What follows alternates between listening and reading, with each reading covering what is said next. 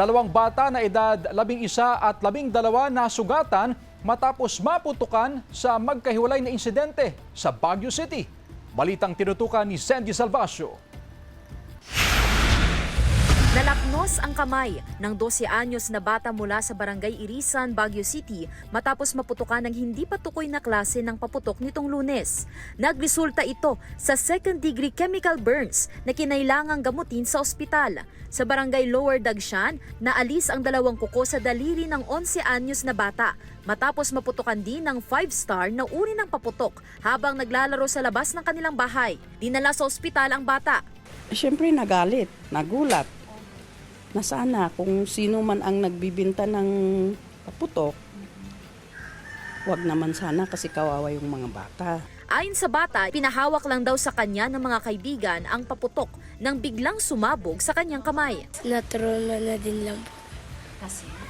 Kasi yung tapos kung may nagpapaputok lang dyan sa kakan, parang nagugulat na din lang po. Sa investigasyon ng Barangay Council, hindi raw bagong bili ang naturang paputok at napag-alamang 1 taon na raw itong hindi ginagamit. Ang hinahanap namin kung saan siya bumili. It was accidental na nahugot ko sa bag ko na nakatago noon. Sa sunod-sunod na kaso ng firecracker-related injury sa Baguio City, nagpatupad na ng mas mahigpit na pagbabantay at pagpapatupad ng firecracker ban ang LGU. Naglabas ng Memorandum No. 178 Series of 2025 ang LGU na nag-uutos ng mahigpit na pagpapatupad ng mga batas laban sa pagbebenta at paggamit ng paputok sa lungsod. Yung mga barangay officials, lalo na kung nagkaroon ng injury sa mga barangays nila, we will hold them accountable. Nagpaalala naman ang pamunuan ng Baguio General Hospital na maging maalam din sa paunang lunas kung sakaling mabiktima ng paputok. Pag avulsion po yan, wash with large amounts of clean water. Again, pressure dressing po. At dalhin na po kaagad sa pinakamalapit na ospital.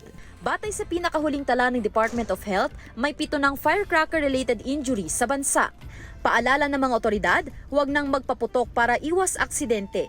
Hinimok naman ng PNP ang mga LGU na maglagay ng firecracker zone sa kanilang nasasakupan para makontrol ang mga nagbebenta at gumagamit ng paputok. Kasama si Daryl Peralta, Sandy Salvacio, One North, Central Luzon.